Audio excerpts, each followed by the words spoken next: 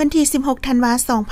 2025 นี้ทานพลจัตวาปริญญาเอกทรงกาบุญคุณหัวหน้าการทหารวิทยาคารป้องกันชาติไก่ซอนพรหมวิหารพร้อมด้วยคณะได้ให้เกียรติต้อนรับการเข้าเยี่ยมคำนับและเสนอตัวของทานพันเอกเอสมูทูคริสนานที่ปรึกษาทูตป้องกันชาติสาธารณรัฐอินเดียประจำสาธารณรัฐประชาธิปไตยประชาชนลาวพร้อมด้วยคณะโอกาสนี้